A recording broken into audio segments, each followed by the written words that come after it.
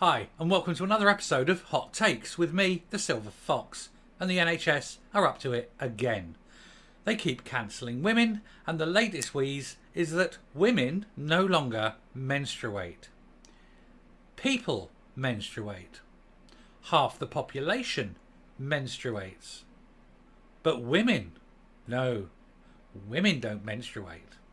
Not according to the National Health Service. Let's have a look at this article. So, of course, the NHS have this history of cancelling women. It began with ovarian cancer. No longer is that a woman's thing. It is now for people with ovaries. And there was cervical cancer. No longer for women. Now it's for people who possess a cervix. And now, alas, menstruation is no longer for women. It is for people, or half the population, or, well, you just run out of terms, don't you? And all this becomes into being because they are scared. They're running scared of the mentally ill trans lobby, who say if you don't do this, then men can't be considered women, and therefore that's bigoted and you're an ist and a phobe. Men will never be women. Now, they can do what they like. They'll never be women. They're never going to menstruate. They're never going to possess ovaries. They're never going to possess a cervix. The very best they can hope for would be a nice figure and a little inverted tuck.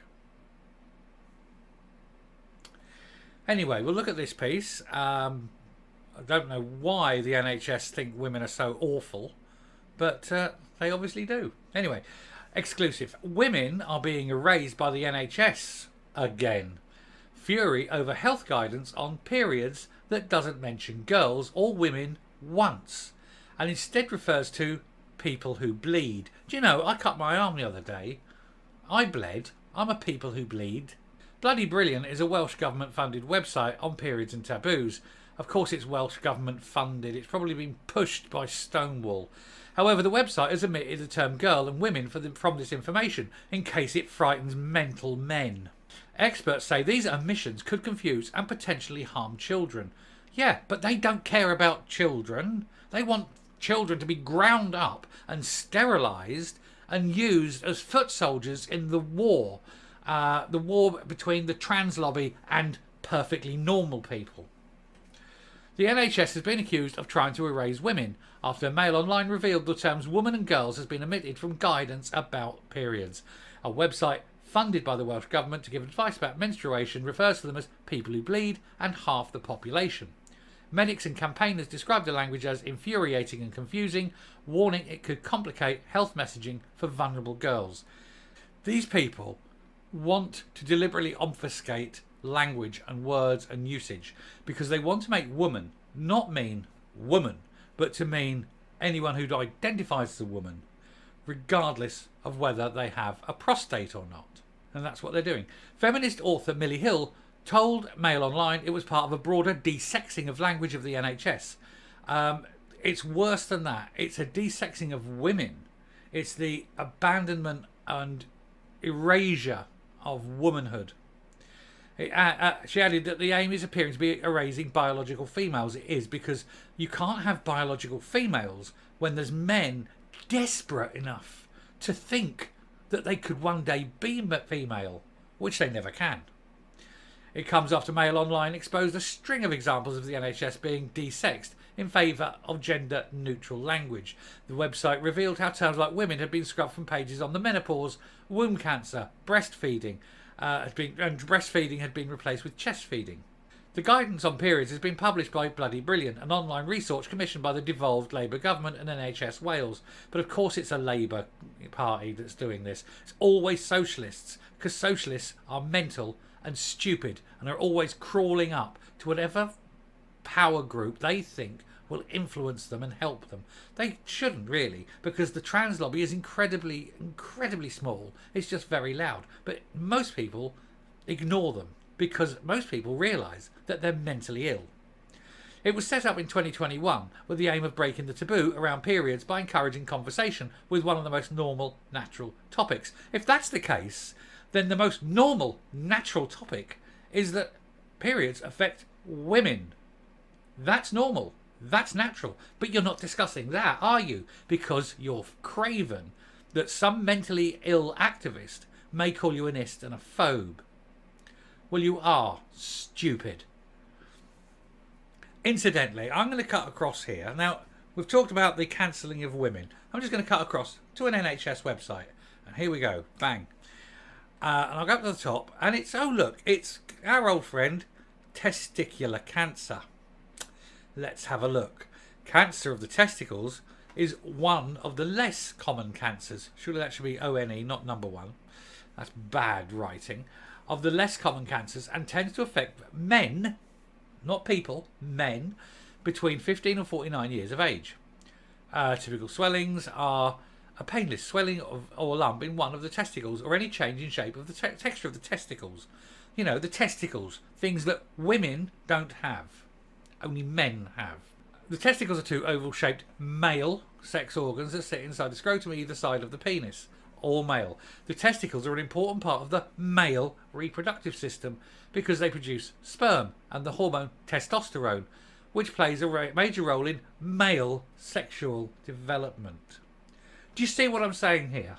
It's not people's sexual development. It's not people's testicles. It doesn't affect 1% of people. No, it's okay to be sexual with men, and you have men all the way through. 1% in men, and younger men. It affects men between less age. Men from other ethnic groups. Man's risk.